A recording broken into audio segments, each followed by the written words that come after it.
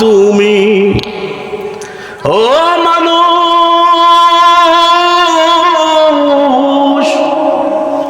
কেমন করে ঘুমাও তুমি ফজর করে কাজা, এমন তো হতে পারে তোমার জোহরেই জানাজা। ঠিক কিনা জোরে বলেন? কেমন করে ঘুমাও তুমি, কেমন করে ঘুমাও তুমি ফজর করে কাজা, এমন তো হতে পারে তোমার জোহরেই জানাজা। মুসলিম হয় না জন্ম নিলেই মুসলমানের ঘরে, কুকুর হোক, শ্রীগল হোক, যে কোনো প্রাণী হোক, কুল্লু নাফসিন যায়িকাতুল মাউত, প্রত্যেকটা প্রাণীর মৃত্যুবরণ করা লাগবে। সময় যখন চলে আসবে, time is tight, wait for none. সময় আর স্রোত কখনো কারোর জন্য অপেক্ষা করে না। আপনি ঘুমাই থাকবেন, তাও সময় চলে যাবে। আপনি খেলাধুলায় মত্ত থাকবেন, তাও সময় চলে যাবে। আপনি জিকির আজগারে আল্লাহর গোলামির ভিতরে সময় কাটাবেন, তাও সময় চলে যাবে। সময় বসে থাকার জিনিস না, এ চলে যাচ্ছে। আমার আপনারা চলে যেতে হবে, বিশ্বাস হয়? আমি আপনি একটা সময় আলমে আরওয়াহ ছিলাম। কোথায় ছিলাম? জোরে বলতে হবে, কোথায়? আলমে আরওয়াহ, রূহের জগতে ছিলাম। জগৎ 5টা, কেউ কেউ বলেন 6টা। প্রথম আমাদের জগৎ ছিল আমি আপনি সহ, বাবা আদম সহ সবাই জান্নাতে ছিলাম। কোথায়? আলমে আরওয়াহ, রূহের জগতে। ওখান থেকে আল্লাহ ট্রান্সফার করে আলমে আসবাবে পাঠিয়েছে, বস্তুর জগতে পাঠিয়েছেন। সেখান থেকে ট্রান্সফার করে আল্লাহ রাব্বুল আলামিন আমাকে আপনাকে বাবার পৃষ্ঠদেশ মায়ের বক্ষপিঞ্জরে পাঠিয়েছেন। আল্লাহ কোরআনের ভিতরে বলেন, ইয়াখরুজুল সুলবি ওয়াত তারাইব, তোমার বাবার পৃষ্ঠদেশ আর তোমার মায়ের বক্ষপিঞ্জর থেকে আমি তোমাকে বের করছি। সুতরাং মায়ের গর্ভ, এটা হচ্ছে আলমে মিসাল বা আলমে বাতন। 3 নম্বর জগৎ শেষ। বর্তমান যে জগৎটায় আছি, এই জগৎটার নাম হচ্ছে আলমে দুনিয়া। এখান থেকে আমার আরেকটা জগতে যেতে হবে, যেই জগৎটার নাম হচ্ছে আলমে বারজাখ। আলমে মানে কবরের জগৎ, মরণের পরের জগৎ। আসলে মরণ বলতে কোনো কিছু নাই। এখন কইতে পারেন, হুজুর কি কইলেন? এতক্ষণ তো ভালোই কইছিলেন। মরণ বলতে কোনো কিছু নাই, জাস্ট ট্রান্সফার হই এক জায়গা থেকে আরেক জায়গায়। ছিলাম কোথায়? ওয়াজ বুঝতে হবে তো। আমি যদি 100 কথা বলি, আপনাদেরও 100 কথা বলতে হবে। আমি আপনি প্রথমে কোথায় ছিলাম? আলমে আরওয়াহ, রূহের জগতে। সেখান থেকে আল্লাহ কই পাঠাইছে? আলমে আসবাব, বস্তু। কোন দোকানের চাল, কোন দোকানের তেল, বিভিন্ন খাবারের ভিতরে ছিলাম। ওখান থেকে আল্লাহ ট্রান্সফার করে বাবা মায়ের শরীরের ভিতরে ইনভলভ করছেন। সেখান থেকে ট্রান্সফার করে আল্লাহ কই পাঠাইছে? যেখানে আছি। আগের 3 জগৎ, পরের 1 জগৎ। এই 4 জগতের কোনো হিসাব কিতাব নাই। এই যে 4 নম্বর যে জগৎটা আছে আলমে দুনিয়া, এই জায়গায় সময় খুব অল্প, কিন্তু এই অল্প সময়ের ইবাদত দিয়ে, এই অল্প সময়ের কামাই দিয়ে আমার সেই সুদীর্ঘ পথ আখিরাত পাড়ি দেওয়া লাগবে। সুদীর্ঘ পথ। সুতরাং আমি যদি এভাবে বলি তাহলে সম্ভবত ভুল হবে না। হঠাৎ দেখবেন কোনো এক সময় মসজিদ থেকে এভাবে এলান হয় যে অমকের ছেলে অমক, অমক গ্রামের অমক আজ সকাল বা রাত্রে এই কয় ঘটিকার সময় ইন্তেকাল করিয়াছে। এটা বলে না? নাকি বলে মারা গেছে? এলান যখন করে তখন কিভাবে বলে? ইন্তেকাল করিয়াছে। ইন্তেকাল মানে কিন্তু মৃত্যু না। ট্রান্সফার হওয়া, এক জায়গা থেকে আরেক জায়গায় যাওয়া। আলমে আরওয়াহ থেকে ইন্তেকাল হয়ে ট্রান্সফার হয়ে আসছি আলমে আসবাবে, ওখান থেকে ট্রান্সফার হয়ে আসছি বাবা মায়ের পৃষ্ঠদেশে, সেখান থেকে ট্রান্সফার হয়ে আসছি মায়ের গর্ভে, সেখান থেকে ট্রান্সফার হয়ে বর্তমান ফিলহাল দুনিয়ায়, এখান থেকে আবার ইন্তেকাল হয়ে ট্রান্সফার হয়ে আলমে বারজখে যেতে হবে। এখন প্রশ্ন জাগতে পারে আপনাদের ভিতরে, হুজুর যাদেরকে কবর দেওয়া হয় না, হিংস্র প্রাণীতে খেয়ে ফেলে কিংবা আগুনে পুড়ে যায়, পানিতে পড়ে মারা গেছে তো লাশ খুঁজে পাওয়া যায় নাই, মাছে খেয়ে ফেলছে, হাঙ্গরে খেয়ে ফেলছে, তাহলে ওদের আবার কবর আসলে কোত্থেকে? প্রশ্ন জাগে কি জাগে না? আপনাদের জাগে নাকি?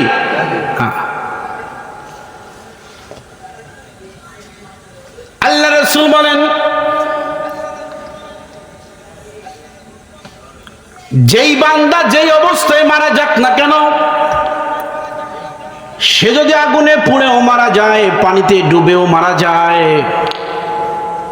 যে অবস্থায় যেখানে থাক না কেন, লাশের কোনো হদিস পাওয়া যায় না, তারপরেও তার পরবর্তী জিন্দেগির কবরের যে একটা জিন্দেগি আছে আলামে বারজখ, এই জিন্দেগির সুখ দুঃখ তার ভোগ করা লাগবে। এই যে জগৎ, এখানে ভয়ঙ্কর জগৎ।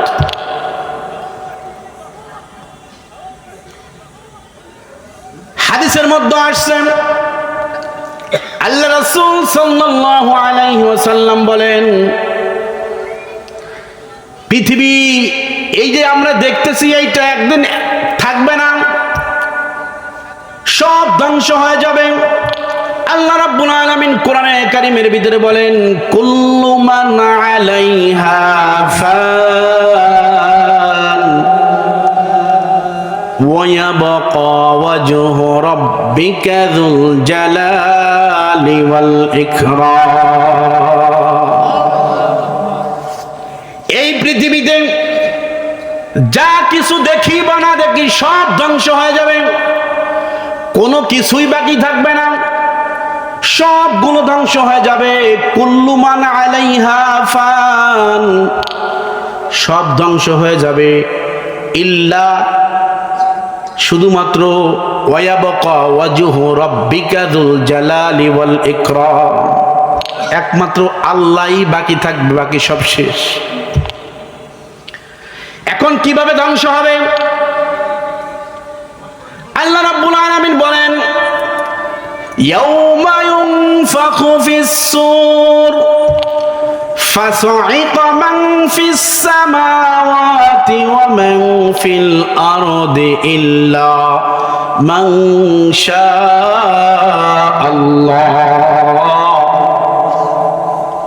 সুম্মা নুফিখা ফীহি উখরা فإذا هم قيام ينظرون।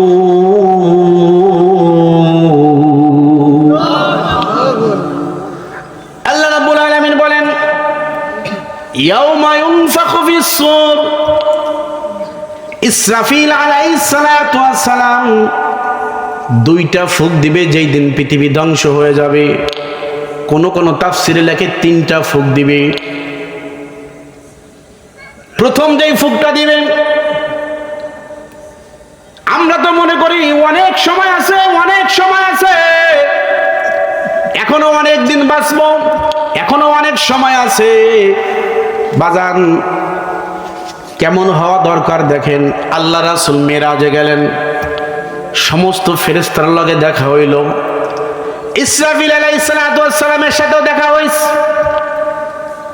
ইসরাফিল আলাইহিস সালাতু ওয়াস সালামকে আল্লাহ রাসূল সালাম দিলেন। ইসরাফিল আলাইহিস সালাম সিংহা থেকে মুখ সরায় নাই। আল্লাহ রাসূল জিব্রাইলকে জিজ্ঞেস করলেন, ভাই জিব্রাইল, আমি ইসরাফিলকে সালাম দিলাম, ইসরাফিল তো সালামের উত্তর দিল না। জিব্রাইল বলে, রাসূলুল্লাহ, ইয়া হাবিবাল্লাহ, ইসরাফিল আপনার সালামের জবাব দিছে, কিন্তু আপনি খেয়াল করেন নাই, কয় ও তো সিংহার থেকে মুখটা সরাইলো না। কয় ইয়া রাসূলুল্লাহ, ইসরাফিল চিন্তা করছে সিংহার থেকে মুখ সরায়া যদি সে ফু দিতে যায়, সালামের উত্তর দিতে যায়, তাহলে এমন টাইমে যদি আল্লাহ হুকুম দিয়ে ফেলায় ফু দাও, তাহলে লেট হবে। এই জন্য সিঙ্গার থেকে মুখ না সরাইয়া সিঙ্গার সাথে মুখ লাগাইয়া আপনার সালামের জবাব দিছে। এমন ভাই হয়েছে সিঙ্গার থেকে মুখ সরাই নাই। আল্লাহ রাব্বুল আলামিন বলেন ইয়াউমা ইউনফাখু ফিস-সূর, যেই দিন ইসরাফিল সিংহায় ফুঁক দিবে, ফাসাইকা মান ফিস সামাওয়াতি ওয়া মান ফিল আরদ, আসমান জমিনে যত প্রাণী আছে সবাই জ্ঞান হারায়া ফেলবে। ফাসাইকা জ্ঞান হারায় বেহুশ হয়ে যাবে। ইল্লা মান শাআল্লাহ, শুধুমাত্র তারাই হেফাজতে থাকবে যাদেরকে আল্লাহ চাবেন তারাই। বাকি সবাই বেহুশ হয়ে পড়ে যাবে, সবাই অজ্ঞান হয়ে যাবে। এমন টাইমের ভিতরেই আল্লাহ বলবেন সুম্মা নুফিখা ফীহি উখরা, আরেকটা ফু লাগায় দাও ইসরাফিল। বাদান হাদিসের মধ্যে আসছে এই দুই ফুকের মাঝে যেই সময়টা যাবে এই সময়টা কমসে কম 40,000 বছর সময় লেগে যাবে। কয় বছর? 40,000 বছর সময় কেটে যাবে। এরপরে ইসরাফিল আলাইহিস সালাতু ওয়াস সালাম ফুঁক দিবেন। দ্বিতীয় আরেকটা ফুঁক দেওয়ার পরে সবাই উঠাই দৌড় শুরু করবে, সবাই উঠাই দৌড় শুরু করবে আল্লাহর কাছে হাজিরা দেওয়ার জন্য দৌড় শুরু করবে। আল্লাহ রাব্বুল আলামিন সূরা ইয়াসিনের ভিতরে বলেন ওয়ানুফিখা ফিস-সূর ফাইদা হুম মিনাল আজদাসি ইলা রাব্বিহিম ইয়ানসিলুন। সিংহার ফুকের আওয়াজে কবর থেকে উঠাই দৌড় শুরু করবে। কোন দিকে যাবেন? কয় আল্লাহর কাছে যাবে। কারা যাবে? কয় যারা বলে ইয়াকুলুনা মাতা হাযাল ওয়াদু ইন কুনতুম সাদিকিন। আমাদের মাঝে দেখবেন এমন শ্রেণীর লোক আছে যারা বলে মাতা হাযাল ওয়াদু, কখন সেই দিন, কখন কিয়ামত হবে। ওই যে আল্লামা শামসুল হক ফরিদপুরি রহমাতুল্লাহ আলাইহির কাছে এক গোলাম আসছে, আইসা বলে হুজুর আমি আপনার কাছে একটা জিনিস জানতে চাই। কয় কি? কয় আল্লাহর কাছে সবচাইতে প্রিয় আমল কোনটা? খেয়াল করেন, আল্লাহর কাছে পছন্দনীয় আমল কোনটা, কখনের ইবাদতটা আল্লাহ পছন্দ করে। হুজুর বললেন বাবা মৃত্যুর আগ মুহূর্তে যে আমলটা করো ওই আমলটা হচ্ছে সবচাইতে আল্লাহর কাছে পছন্দনীয়। সুবহানাল্লাহ কইলেন না? সুবহানাল্লাহ বাড়ি যাই এরপর খেতার তলে বসে কইেন আল্লাহ। মৃত্যুর আগ মুহূর্তে যে ইবাদতটা করা হয় ওই ইবাদতটা আল্লাহর কাছে সবচাইতে প্রিয়। ওই আল্লাহর গোলাম বলে হুজুর আমি কিভাবে বুঝবো যে আমার মরণ কখন হবে? আমি কেমনে বুঝবো? মরণের খবর কি কারো জানা আছে? কি বলেন, আপনাদের জানা আছে কারোর? মরণের খবর কারোর কাছে নাই। হুজুর বললেন বাবা যদি তোমার কাছে মরণের খবর না থাকে, মরণের টাইম যদি তোমার জানা না থাকে, তাহলে মনে করবা যে ইবাদতটা করবা, আল্লাহরে ডাক দেছো সুবহানাল্লাহ, জোরে ডাক দেন না আল্লাহ, আরো জোরে ডাক দেন না আল্লাহ। আল্লাহরে ডাক দেছো আল্লাহ, কলিজার থেকে ডাকতে দাও, মোহাব্বত নিয়ে, প্রেম নিয়ে, ভালোবাসা নিয়ে। তোমার কলিজার যত আবেগ আছে আবেগটা নিয়ে মালিককে ডাক দাও। আর এইটা চিন্তা করো এই যে ডাক্তার দিলাম আল্লাহ বলে, হতে পারে এইটা আমার জীবনের শেষ ডাক। যদি কোনো বান্দা এমন নিয়ত করে, এমন ভাবে চিন্তা ভাবনা করে নামাজ পড়ে যে এইটাই আমার জীবনের শেষ নামাজ, আল্লাহর তাসবিহ পড়তেছে, মনে যদি করে আমি আল্লাহকে ডাক দিলাম সুবহানাল্লাহ, আলহামদুলিল্লাহ, আল্লাহু আকবার, আল্লাহু আকবার, আল্লাহু আকবার,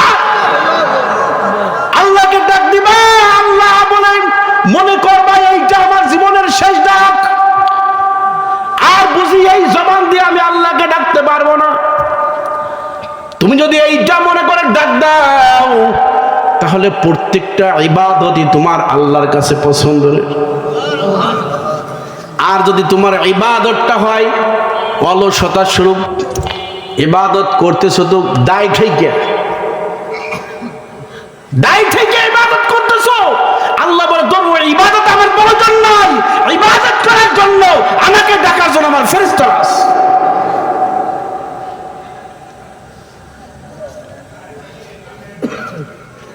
এই জন্য মরণ কখন হবে বলা যায় না, আজরাইল কখন ডাক দিবে, কখন আজরাইল সামনে চলে আসবে কেউ বলতে পারে না, কখন সামনে চলে আসবে কেউ বলতে পারে না। এই জন্য বাজান যেই ইবাদতটা করব, যেই আমলটা করব, ওই আমলটা আমার মনে করতে হবে এইটা আমার জীবনের শেষ ডাক। একটাবার এই নিয়ত কইরা, এই কলবে, এই চিন্তা ভাবনা করে মালিকের সাথে একটা রাকাত নামাজ পড়ে দেখেন না কি মজা। आशिकों से क्या मजा है, माशुकों से पूछियो, आशिकों से क्या मजा है, माशुकों से पूछियो, शाके गुल में क्या मजा है, बुलबुलों से पूछियो। যে আল্লাহর সাথে প্রেম করে না সে তো আল্লাহর প্রেমের মজা বুঝবে না। প্রেমের মজা কি মজা, যেই যুবক আর যুবতী নতুন নতুন প্রেমে বলে ওর কাছে জিগাইবা, ঠিক কি নজরে বলে, নতুন নতুন প্রেমে বললে দিন রাত কইতে যায় ঠিক পায় না, একাকার করে ফেলায়। তো প্রেমের মজা যে বুঝে সে প্রেম করে। আল্লাহর সাথে প্রেম করতে হবে, আল্লাহর সাথে। তাহলে আমি আল্লাহর কাছে দাঁড়াবো, এমন ভাবে দাঁড়াবো গোলাম অবস্থায়, আল্লাহ এই যে নামাজে দাঁড়াইলাম, নামাজটা যেন আমার জীবনের শেষ নামাজ। এই যে মাহফিল শেষ করে আজকে আপনার জীবনের মোড় ঘুরে যাবে। বাড়ির পাশে যেখানে আপনার বাবাকে কবর দিয়ে আসছেন, মাকে কবর দিয়ে আসছেন, কলিজার টুকরা সন্তানকে দাফন করায় আসছেন, আর দাদাকে কবর দিয়ে আসছেন, কবরের পাশে যাইয়া রাত্রেবেলা একটু দাঁড়াবেন, অনলি 2 মিনিট। কয় মিনিট? অনলি 2 মিনিট দাঁড়াইয়া আপনি নিজেকে প্রশ্ন করেন, জিজ্ঞেস করেন যে কবরে কি অবস্থায় আছে। যদি কান ভালো থাকে শুনতে পারবেন, জবাব দিয়ে দিবে। কান ভালো থাকলে শুনতে পারবেন। তো কবরের জিন্দেগি খেয়াল করেন, প্রথম ফুৎকার আর দ্বিতীয় ফুৎকার, এই 2 ফুৎকারের মাঝে কয় বছর পার হবে? 40,000 বছর। এরপরে উঠে আল্লাহর দিকে দৌড় শুরু করবে। আল্লাহ বলেন ওয়ানুফিকা ফিস-সূর, যখন সিংহায় ফুঁক দেওয়া হবে ওরা উঠে দৌড় শুরু করবে। দৌড়াইতে দৌড়াইতে দৌড়াইতে যখন আল্লাহর সামনে দাঁড়ায় যাবে, বাজান কবরের আযাবের কথাও তারা ভুলে যাবে। কবরের জিন্দেগিতে যারা থাকবে, আলামে বারযাখে যারা থাকবে, ওই জায়গায় 2টা জায়গা হবে, ফারিকুন ফিল জান্নাহ, ফারিকুন ফিস সাঈর, একটা জান্নাতের একটা জাহান্নামের। একটা দল জান্নাতের থাকবে আর একটা থাকবে জাহান্নামের।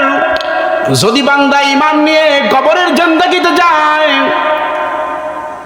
আরে দুনিয়ার থেকে সর্বশেষ যেই বান্দা কবরে যাবে, সবাই চলে যাবে, সব শেষ সর্বশেষ যেই বান্দা কবরে যাবে সেও কমসে কম 50,000 বছর কবরের জিন্দেগিতে থাকবে। খামসিনা আলফা সানা, 50,000 বছর কবরে থাকবে। এরপরে যাইয়া উঠে দাঁড়ায় থাকবে, এরপরে আল্লাহর সামনে হিসাবের জন্য দাঁড়ায় থাকবে 50,000 বছর। ওই বান্দা মারা যাবে, কবরে রাখার সঙ্গে সঙ্গে প্রশ্ন করা হবে, 3টা প্রশ্ন করা হবে। মার রব্বুক, তোমার রব কে? ওমান দীনুক, তোমার দিন কি? ওমান নাবিয়ুক, তোমার নবী কে? এখানে 2টা কওল আসছে। আল্লাহ রাসূলকে দেখায়া বলবে এই ব্যক্তিকে, অথবা বলবে তোমার নবীকে। 2টা riwayat আসছে হাদিসের মাঝে। এই প্রশ্ন 3টা ফাঁস করে দিছে।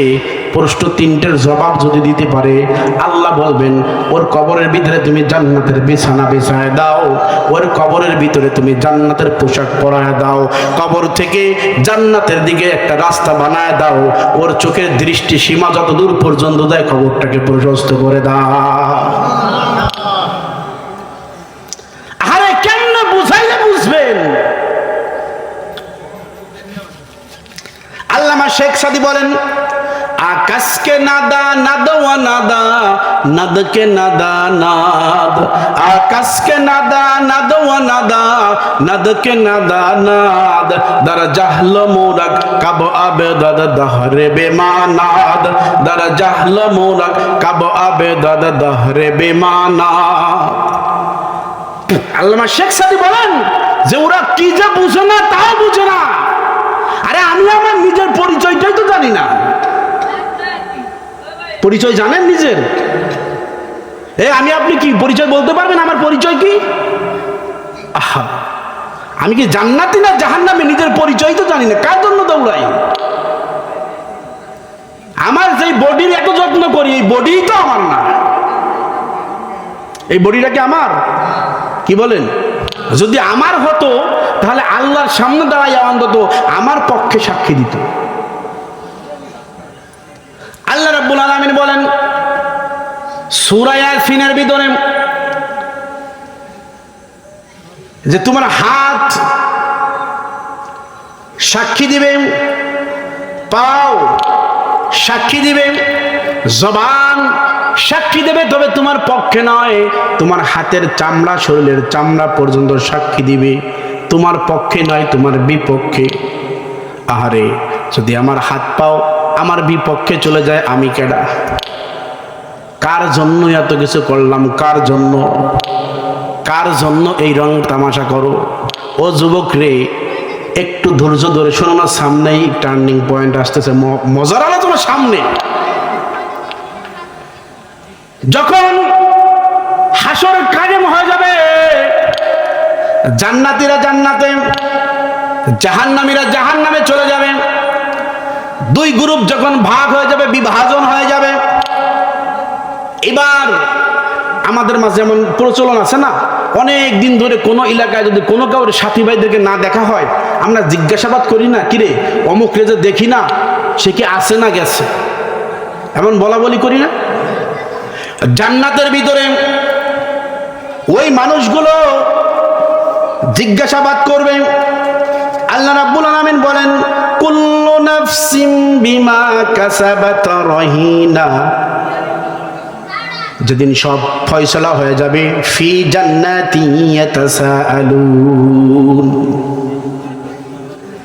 জান্নাতের ভিতরে যারা জান্নাতের ফয়সালা হয়ে যাবে তারা জিজ্ঞাসাবাদ করবে, ফি জান্নাতি ইয়াতাসাআলুন, জিজ্ঞাসা করবে কাদেরকে? আনিল মুজরিমিন, জাহান্নামীদেরকে দেখার সুযোগ করে দিবে। আল্লাহর কাছে বলবে, আল্লাহ, দুনিয়ায় ওই যে আব্দুর রহমান নামে আমার এক বন্ধু ছিল, অনেক মজা মাড্ডা মারছি, তার সাথে অনেক ঠাট্টা বিদ্রোহ করছি, চায়ের দোকানে বসে আড্ডা মারছি, আজকে সে কই? তারে তো দেখি না। আল্লাহ রাব্বুল আলামিন তাদেরকে দেখার সুযোগ করে দিবে। এরপরে বলবে, কি ব্যাপার? ফি জান্নাতি ইয়াতাসাআলুনা আনিল মুজরিমিন, মুজরিমদেরকে জিজ্ঞাসা করবে, হায় রে, কেন তোমরা আজকে জাহান্নামে আসছো? মা সালাকাকুম ফি সাকার, কোন কারণে, কিসের কারণে আজকে তোমরা জাহান্নামে আসছো? অথচ তোমরা তো আমরা একসাথেই চলতাম, একই সাথে লেখাপড়া করেছি, একই সাথে গ্রাম দিয়ে চলাফেরা করেছি, একসাথে ওঠা বসা করেছি, একসাথে সব করলাম। আজকে আমি জান্নাতে চলে আসলাম, তুমি কেন জাহান্নামে? কোন কারণে, কিসের কারণে তোমরা আজকে জাহান্নামে? ক্বালু লাম নাকু মিনাল মুসাল্লিন। জাহান্নামীরা জবাব দেবে চারটা। কয়টা? জোরে বলেন। কয় কারণ? চারটা কারণ আজকে জাহান্নামে আসছি। কয়টা কারণে? মনে রাখবেন, ওয়াজ শুরু হইলো কেবল। কয় কারণে জাহান্নামে যাবে? সবাই বলেন কয় কারণে? এক নাম্বার কারণ আমি বলি না, কোরআন বলে সূরা মুদ্দাসসির, জাহান্নামীরা বলবে ক্বালু লাম নাকু মিনাল মুসাল্লিন। আরে বাইরে একই জায়গায় একই দোকানে বসে চা পান করছি, আজান যখন হয়েছে তুমি পাশেই দৌড়াইয়া মসজিদে চলে গেছো নামাজ পড়তে। আমি তো নামাজ পড়ি না, লাম নাকু মিনাল মুসাল্লিন, আমরা নামাজি ছিলাম না। এক নম্বর কারণ কি? জোরে বলেন। জাহান্নামে যাওয়ার প্রথম কারণ লাম নাকু মিনাল মুসাল্লিন, আমি নামাজি ছিলাম না, মুসল্লি ছিলাম না। আমাদের তো সমাজে মুসল্লি ডিজিটাল মুসল্লি, সারা সপ্তাহ খবর নাই, জুমার দিনে জায়গা নেই, ঠিক কিনা? জোরে বলেন।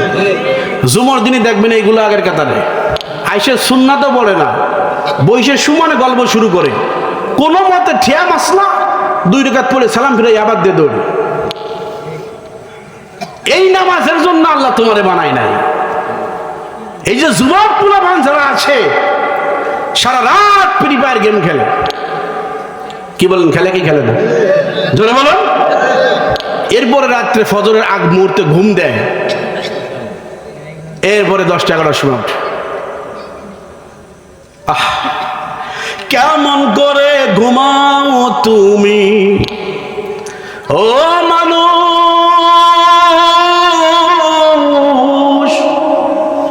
কেমন করে ঘুমাও তুমি ফজর করে কাজা, এমন তো হতে পারে তোমার জোহরেই জানাজা, ঠিক কিনা? জোরে বলেন। কেমন করে ঘুমাও তুমি, কেমন করে ঘুমাও তুমি ফজর করে কাজা, এমন তো হতে পারে তোমার জোহরেই জানাজা। মুসলিম হয় না জন্ম নিলেই মুসলমানের ঘরে,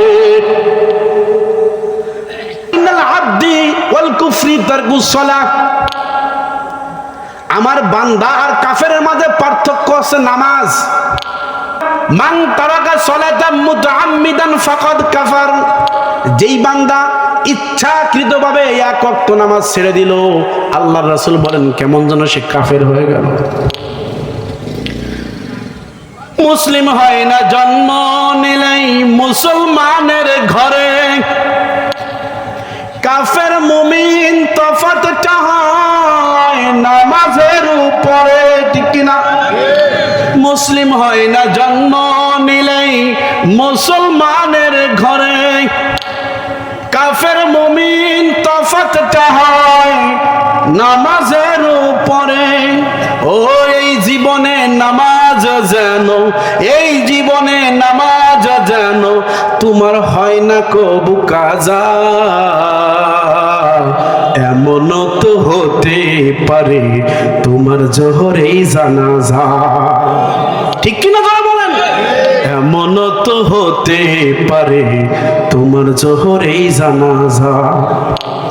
বেনামাজির লাশ কবরেতে রাখবে রে যখন,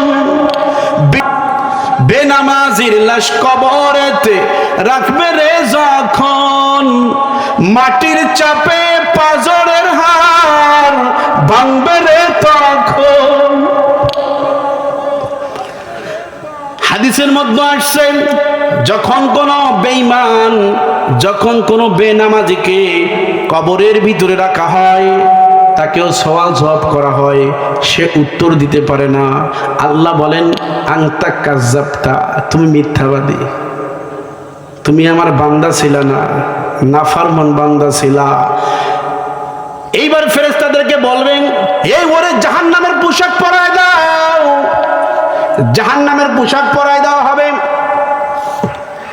এরপরে বলবেন মাটিকে বলবেন এই মাটি, কবরের মাটি, তুমি ওর জন্য সংকীর্ণ হয়ে যাও। কেমন সংকীর্ণ হবে, কেমন সংকীর্ণ হবে? হাদিসের মধ্যে আসছে ডান পাশের মাটি বাম পাশের মাটি এমন জোরে চাপ দিবে, উপরের মাটি নিচের মাটি এমন জোরে চাপ দিবে, একটা পাঁজরের হাড্ডি আর একটা পাঁজরের ভিতরে ঢুকে যাবে। এমন কঠিন শাস্তি কবরের জিন্দেগিতে তার জন্য বরাদ্দ রয়েছে। এই জন্য কবি বলেন বেনামাজি লাশ কবরেতে রাখবে রে যখন, মাটির চাপে পাঁজরের হাড় ভাঙবে রে তখন। ও বিষাক্ত ওই সাপের সবল, বিষাক্ত ওই সাপের সবল, বেনামাজির সাজা এমন তো হতে পারে তোমার জোহরেই জানাজা। ঠিক কিনা বলেন? এমন তো হতে পারে তোমার জোহরেই জানাজা। এই জন্য যুবকদের জাহান্নামে যারা যাবে তাদের প্রথম কারণ লাম নাকু মিনাল মুসাল্লিন, আমরা কি ছিলাম না? জোরে বলেন, মুসল্লি ছিলাম না, নামাজি ছিলাম না। এই নামাজি না হওয়ার কারণে একই সাথে চলেছি, একই খেলার মাঠে খেলাধুলা করেছি, একই জায়গায় লেখাপড়া করেছি। ও বন্ধু আজকে তুমি জান্নাতে, আমি আজকে জাহান্নামে। আরো কারণ আছে, শুধু এক কারণ না। 2 নম্বর কারণ ওয়ালাম নাকু নুতইমুল মিসকিন, আমরা অসহায় দরিদ্র মিসকিন এতিম অসহায়দেরকে খাবার খাওয়াইতাম না। 2 নম্বর কারণ কি? জোরে বলেন। মিসকিন অসহায়দেরকে খাবার খাওয়াইতাম না। আহারে আমি টাকা পয়সা আল্লাহ দিছে, ক্ষমতা দিছে, যার কারণে আজকের আমি কোরমা পোলাও খাই, যার কারণে আমি ভালো ভালো খাই। অথচ আমার পাশেই মাদ্রাসার এতিম ছেলেটা আহারে ক্ষুধার যন্ত্রণায় কাতরায়, ভালো খাইতে পারে না, ভালো পড়তে পারে না। অথচ আমার আপনার জিম্মাদারি ছিল এইখানে আসা, আসার পরে ওদের খোঁজ খবর নেওয়া। জাহান্নামে যাওয়ার 2 নম্বর কারণ লাম নাকু মিনাল, 2 নম্বর কারণ ওয়ালাম নাকু নুতইমুল মিসকিন, আমরা মিসকিনদেরকে খাবার খাওয়াইতাম না। আমার প্রতিবেশী অসহায় ছিল, খবর নেই নাই। 2 নম্বর কারণ হচ্ছে এইটা। 3 নম্বর কারণ হচ্ছে ওয়া কুন্না নাখুদু মাআল খাইদিন, অযথা কথাবার্তায় লিপ্ত থাকতাম। চার দোকানে বসে বসে সাও সময় কাটাইতাম, সময় নষ্ট করতাম, সময়ের মূল্যায়ন করতাম না, অযথা কাজে বেহুদা কাজে সময় নষ্ট করছি।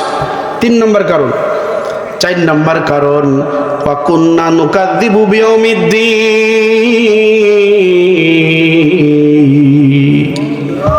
4 নম্বর কারণ হলো গিয়ে আমরা আখিরাতকে বিশ্বাস করতাম না। কইতাম কি দেয়ার ইজ নো গড, সমস্যা নাই, আল্লাহ বলতে কি আছে, আখিরাত বলতে কি আছে? যদি আখিরাত হবেই, মাতা হাযাল ওয়াদু ইন কুনতুম সাদিকিন, আর সেই দিন কবে? সামনে আনো। যখন কিয়ামত সংঘটিত হয়ে যাবে, যারা বলতো আমরা বিশ্বাস করতাম না, মাতা হাযাল ওয়াদু ইন কুনতুম সাদিকিন, আরে কিয়ামত কবে হবে যদি তোমরা সত্যবাদী হও বলো। এদের জবাবে আল্লাহ বলেন অনুফিখা ফিস সূরি ফাইদা হুম মিনাল আজদাসি ইলা রাব্বিহিম ইয়ানসিলুন, তারা বলবে ইয়া ওয়াইলানা মান বাআসানা মিন মারকাদিনা, আরে কে আমাদেরকে ঘুমের থেকে খেয়াল করেন, কবরের শাস্তি হচ্ছে কঠিন থেকে কঠিনতম শাস্তি।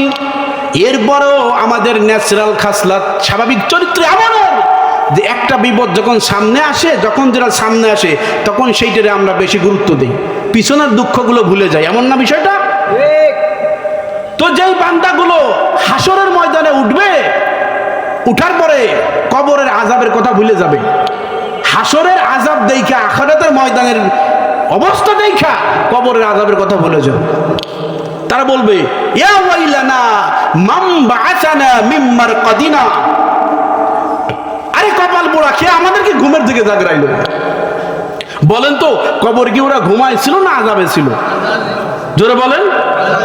কবরে আযাবে ছিল, কিন্তু ওদের হাসরের মাঠের আযাব দেখে ওরা কবরে আযাবের কথা ভুলে গেছে।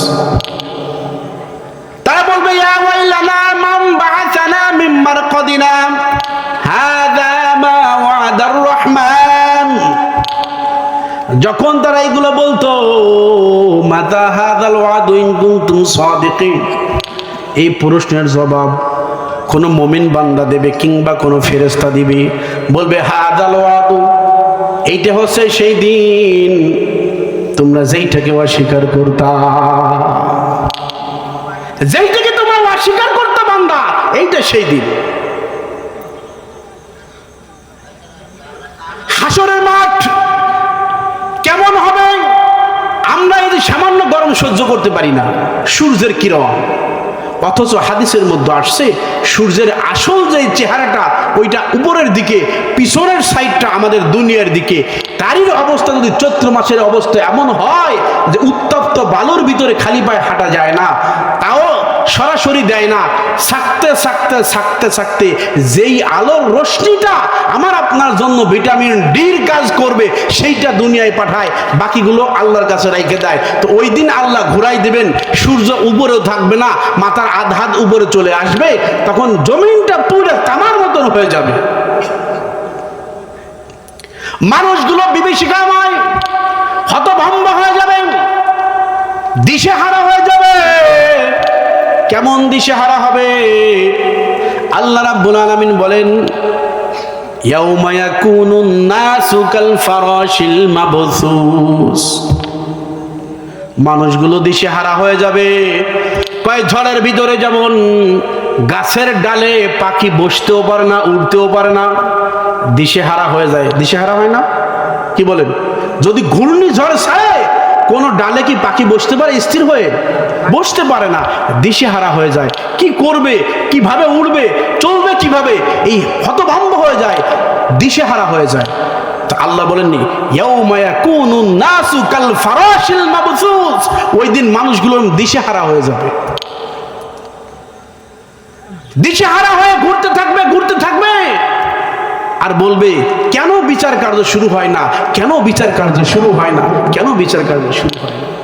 এই চিন্তা করতে করতে করতে করতে 50,000 বছর কেটে যাবে।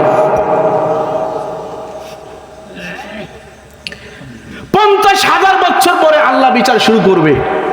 আল্লাহ চেয়ারে বসেই বলবে লিমানিল মুলকুল ইয়াউম, এই বান্দা আজকের দিনে বাদশাহী কার, আজকের দিনের কর্তৃত্ব কার? দুনিয়ায় তো অনেক হ্যাডাম দেখাইছো, নেতারে খুশি করতে যাইয়া আল্লাহরে বেজার করছো, রাসূলকে বেজার করছো, তোমার আমিরকে খুশি করতে যাইয়া আল্লাহকে বেজার করছো, রাসূলকে বেজার করছো, এমপির খুশি করতে যাইয়া, তোমার নেতাকে খুশি করতে যাইয়া, পীরকে খুশি করতে যাইয়া আল্লাহর সাথে নাফরমানি করছো। কি বলেন, এমন না? অথচ হাসরের ময়দানে কেউ কারোর পরিচয় দিবে না, কেউ কারোর পরিচয় দিবে না। আরে আমার পীর তো অনেক দূরের কথা, আল্লাহ হাসরের মাঠটা কেমন হবে ফয়সালা করে দেন। ইয়াউমা ইয়াফিরুল মারউ মিন আখিহি ওয়া উম্মিহি ওয়া আবিহি ওয়া সাহিবাতিহি ওয়া বানিহি, ভাই ভাইয়ের থেকে পালায় চলে যাবে, স্ত্রী স্বামীর থেকে পালায় চলে যাবে, কেউ কারোর পরিচয় দেবে না, কেউ কারোর পরিচয় দেবে না। হালাকে আমার আপনার অঙ্গ প্রত্যঙ্গ পর্যন্ত আমার বিপক্ষে চলে যাবে, কেউ সাক্ষী দেবে না, কেউ আমার পক্ষে থাকবে না। ওই দিন একটা জিনিস পক্ষে থাকবে। আল্লাহ বলেন সূরাতুশ শুআরার ভিতরে, ইয়াউমা লা ইয়ানফাউ মালু ওয়ালা বানুন ইল্লা মান আতাল্লাহা বিকলবিন সালিম। হাসরের ময়দানে কেউ পরিচয় দিবে না, তোমার কারো উপকার আসবে না। ওই দিন তোমার নেতায় উপকার আসবে না, ওই দিন তোমার নেত্রী উপকারে আসবে না, ওই দিন তোমার এমপি উপকারে আসবে না, পীর বাবা উপকারে আসবে না, তোমার সন্তান উপকারে আসবে না, টাকা উপকারে আসবে না, ইউরিয়া উপকারে আসবে না, ব্যাংক ব্যালেন্স উপকারে আসবে না, বংশমর্যাদা উপকারে আসবে না। আল্লাহ কিচ্ছু দেখবেন না, কিচ্ছু দেখবেন না। একটা জিনিস দেখবে, একটা জিনিস তোমার উপকারে আসবে বান্দা। সেইটার নাম কি? আল্লাহ বলেন ইল্লা মান আতাল্লাহ বিকলবিন সালিম।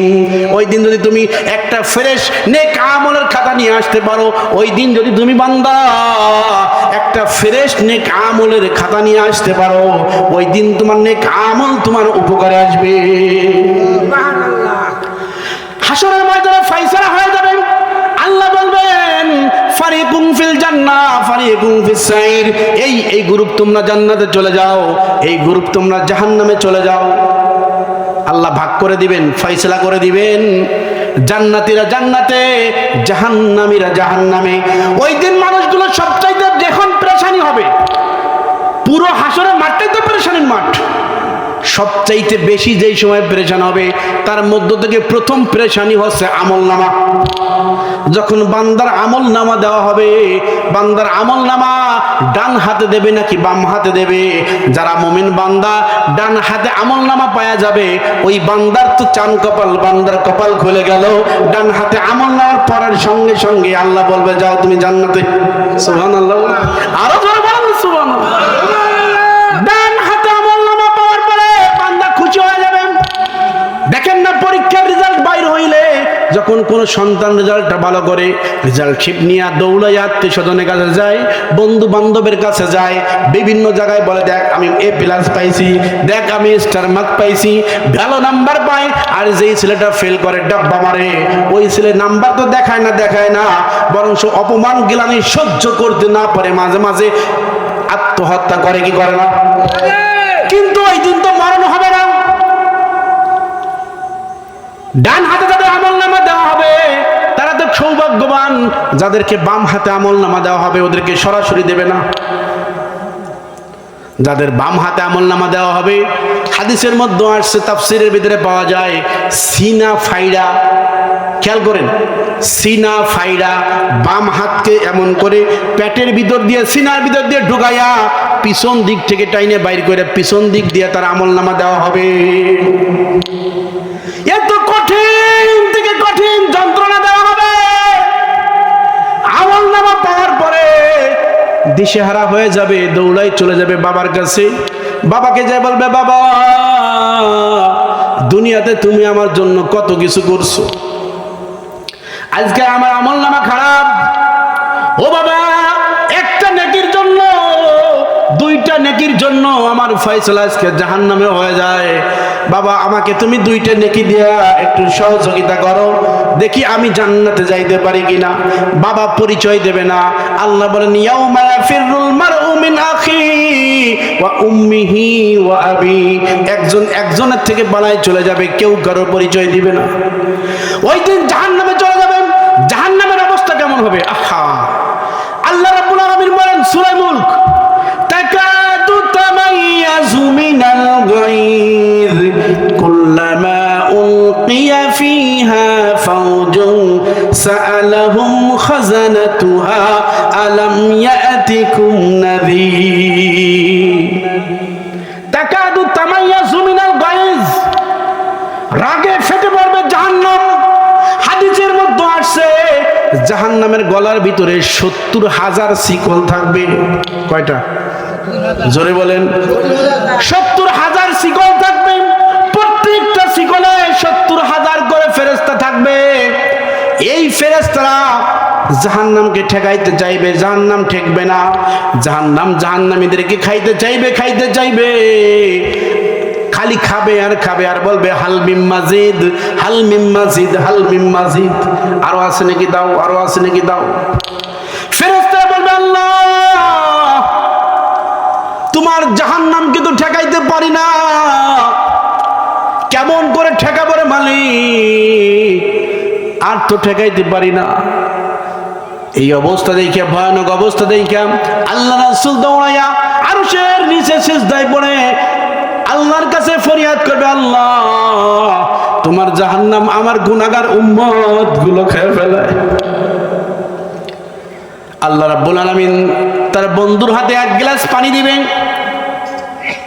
ওই পানি আল্লাহ বলবেন যাও এইটা তুমি জাহান্নামের সামনে নিক্ষেপ করে দাও।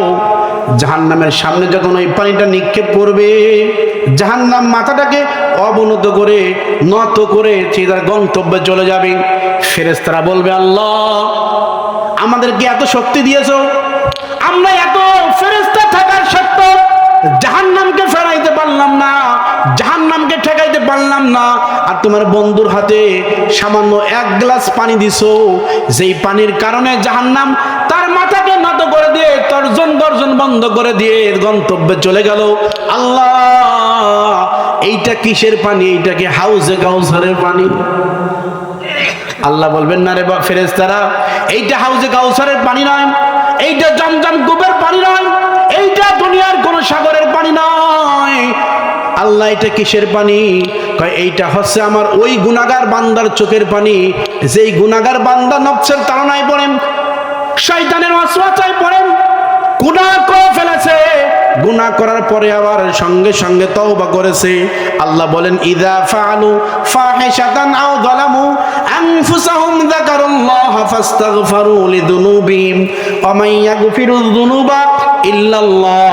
যেই বান্দা ইচ্ছাকৃত অনিচ্ছাকৃত, কাঙ্ক্ষিত অনাকাঙ্ক্ষিত, ইচ্ছায় অনিচ্ছায় কোনো ক্রমে ভুল হয়ে গেছে, আবার সঙ্গে সঙ্গে আমি আল্লাহর কাছে তওবা করছে, আমি আল্লাহর কাছে তওবা করে রাত্রে বেলায় যখন সবাই ঘুমায় গেছে, গভীর রজনী সবাই ঘুমাই গেছে কিন্তু বান্দা ঘুমায় নাই, রাতের আধারে আমি আল্লাহর কাছে দু ফোঁটা চোখের পানি বরাদ্দ করে আমি আল্লাহর কাছে ফরিয়াদ জানাইছে, আমি আল্লাহ নিজের কুদরতি হাতে আমার বান্দার চোখের পানিকে হেফাজত করে রেখে দিয়েছি। এইটা সেই চোখের পানি। এই জন্য বাজার বুঝবেন না আজকের মর্মতা। আজকের আপনারা যদি অল্প সংখ্যক লোক, আপনারা আজকে বুঝবেন না, এই দিনের মর্মতা বুঝবেন না, একদিন বুঝবেন। আল্লাহ সূরা মায়েদার ভিতরে বলেন ইয়া আইয়ুহাল্লাযীনা আমানুত্তাকুল্লাহ ওয়াবতাগু ইলাইহিল ওয়াসিলা ওয়াজাহিদু ফি সাবিলিহি লাআল্লাকুম তুফলিহুন। বান্দা ওয়াবতাগু ইলাইহিল ওয়াসিলা, একটা ওসিলা নিয়ে আসবা আমার কাছে, একটা ওসিলা নিয়ে আসবা, আমি ওই ওসিলা ধরে আমি আল্লাহ তোরে মাফ করে দেবো। সুবহানাল্লাহ। কি লাগবে জোরে বলেন? সেই ওসিলাটা এমনও হতে পারে যে আজকের এই মাহফিল আল্লাহর কাছে মঞ্জুর হয়ে যাবে, আর আপনারা যারা প্যান্ডেলের ভিতরে আছেন আল্লাহ এদেরকে ক্যামেরা বন্দি করতেছে ফেরেশতাদের মাধ্যমে, বলবে বান্দা তোর আমলনামায় দেখ, তেমন কোনো আমলনামা নাই, দেখাবে এইভাবে, বান্দা আমলনামা দেখবে। আমি বলি না, আল্লাহ বলেন সূরা কাহাফ যখন আমলনামা দেওয়া হবে, সূরা কাহফের মধ্যে আল্লাহ বলেন ওই বান্দা পড়বে আমলনামা, বলবে মালি হাযাল কিতাব লা ইউগাদিরু সগীরাতান ওয়ালা কাবীরাতান ইল্লা আহসাহা। আরে এটা কেমন আমলনামা যে একটা ছোট্ট থেকে ছোট্ট কথাও ছাড়ে নাই। আর ছাড়বে কেমনে? আমার আপনার জিম্মায় আমার আপনার কথা কাজ সংরক্ষণ করার জন্য তো আল্লাহ ফেরেশতা নিযুক্ত করে রাখছে। আমার কাঁধের উপরে সম্মানিত দুজন ফেরেশতা আছে, ডান কাঁধে একজন আছে, বাম কাঁধে একজন আছে, আর একজন আছে সামনে। আমার জবান থেকে যেই কথাটা বাইর হয়, বাইর হইতে দেরি আছে, ওটা রেকর্ড করতে ফেরেশতার দেরি পায় না। তিনজন ফেরেশতা আমার আপনার আমলনামা লিখতেছে। আহা, ওই দিন কি অবস্থা হবে? ওই দিন কি কারোর ওসিলা চলবে? ওই দিন যদি বলেন আমি আওয়ামী লীগের লোক ছিলাম, যদি বলেন আমি বিএনপির লোক ছিলাম, আমি জাতীয় পার্টির লোক ছিলাম, আমি জামাতের ছিলাম, আমি জাসদ ছিলাম, যা মন চাই তাই করেন, কোনো কাজ আসবে? হ্যাঁ, এ বলেন না কেন, কাজে আসবে? শুধু খাজা বাবার কথা বললে মনে হয় কাজে আসতে পারে। খাজা বাবার কথা বলে আসবে না? এক গ্রুপ আছে তারা খাজা বাবার কথা বলবে আখিরাতের ময়দানে। খাজা বাবার কথা বলবে এক গ্রুপ আছে, তারা এরকম ভাবে গানও গায় বাবার মজলিসে যাইয়া। হ্যাঁ, খাজা তো খায়, গানও গায়। তারা বলে কেরামান কাতাবিন রোজ হাশরের দিন, কেরামান কাতাবিন রোজ হাশরের দিন, আল্লাহর দরবারে যদি করে অভিযোগ আমি বলবো দুনিয়ায় ছিলাম খাজা বাবার লোক। নাউজুবিল্লাহ, আরো জোরে বলেন না নাউজুবিল্লাহ। বলেন তো দেখি, হাশরের ময়দানে যেই দিন নবীরা পর্যন্ত কথা বলতে ভয় পাবে। আমি বলি না, আল্লাহ বলেন 30 নম্বর পারা সূরা নাবা, আল্লাহ বলেন ইয়াউমা ইয়াকুমুর রূহু ওয়াল মালাইকাতু সাফফান লা ইয়াতাকাল্লামুন। ওই দিন ফেরেশতারাও কথা বলতে সাহস পাবে না, কেউ সাহস পাবে না, ইল্লা শুধুমাত্র কারা কয় কারা? আল্লাহ বলেন ইয়াউমা ইয়াকুমুর রূহু ওয়াল মালাইকাতু সাফফান লা ইয়াতাকাল্লামুনা ইল্লা মান আযিন। আমি আল্লাহ যাকে পারমিশন দেব, যাকে অনুমতি দিব, ওইটি শুধুমাত্র আমি আল্লাহর সাথে কথা বলার সাহস পাবে। হাশরের ময়দানে সবাই বিচারের জন্য দাঁড়ায় থাকবে, মনে আছে নাকি? সবাই বলবে ইয়া নাফসি ইয়া নাফসি, হায় রে কি হবে, আমার কি হবে? আর যারা কপাল পোড়া ওরা বলবে কেন বিচার কার্য শুরু হয় না? ওরা একে একে বলা বলি করবে, ফেরেশতাদেরকে বলবে ভাই কেন আল্লাহ বিচার শুরু করে না? ফেরেশতারা বলবে আমাদের কোনো পাওয়ার নাই, আজকে আমাদের কোনো পারমিশন নাই, তোমরা যাও যাও, ওই যে আদি পিতা আদম আছে তার কাছে যাও, দেখো সে যেহেতু আদি পিতা, সে হয়তো বা আল্লাহর কাছে তোমাদের জন্য সুপারিশ করতে পারে। মানুষগুলো দৌড়াই বাবা আদমের কাছে চলে যাবে, আদমের কাছে বলবে বাবা আপনি তো আমাদের আদি পিতা, আজকে আমরা বিভীষিকাময় প্রান্তরে আছি, ঘামের সাগরের মধ্যে আছি, করুণ অবস্থা, আর সহ্য হয় না, সূর্যের কিরণ আর সহ্য হয় না, আপনি একটু আল্লাহকে বলেন না যেন বিচারটা শুরু করে। আদম আলাইহিস সালাম বলবেন আমার কোনো পাওয়ার নাই, আমি তো আল্লাহর একটা হুকুমকে অবমাননা করছি, আমি কোন মুখ নিয়ে আল্লাহর সামনে দাঁড়াবো?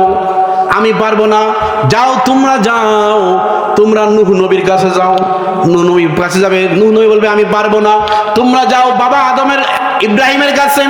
ইব্রাহিম আলাইহিস সালামের কাছে বলবে ও বাবা আপনি তো আমাদের জাতির পিতা, কি বলেন ঠিক কিনা? নাকি বঙ্গবন্ধু জাতির পিতা? জাতির পিতা কেডা? জোরে বলেন, জোর হলো না, আরো জোরে, জাতির পিতা কেডা? কিন্তু যারা বলে সর্বকালের শ্রেষ্ঠ নেতা বঙ্গবন্ধু জাতির পিতা, এটা কি ঠিক? হ্যাঁ, বাবা ইব্রাহিমের কাছে বলবে আপনি তো আমাদের জাতির পিতা, আপনি একটু সুপারিশ করেন, আপনি তো খলিলুল্লাহ। ইব্রাহিম বলবে আমার পারমিশন নাই, আমি সাহস পাই না, আমার দ্বারা সম্ভব না। আল্লাহর সাথে সবচাইতে বেশি কথা বলছে মূসা কালিমুল্লাহ, তোমরা যাও মূসার কাছে যাও। মূসার কাছে আসবে, মূসা আলাইহিস সালাম বলবে আজকে আমার কোনো পারমিশন নাই, তোমরা ঈসার কাছে যাও। ঈসা আলাইহিস সালাম বলবে আজকের এই মাঠ কারোর জন্য না, আজকের এই মাঠ আল্লাহ এবং তার বন্ধুর জন্য। পাহাড়ে ফার যায়েগে জমিন पर जलजला होगा, पहाड़े फर जाएंगे जमीन पर जलजला होगा, अदालत पर खुदा होगा। আদালতের উপরে আল্লাহ থাকবে, মোহাম্মদ তখ্ত পর হোগা, আর মোহাম্মদ থাকবে কাঠগড়ায়। মোহাম্মদ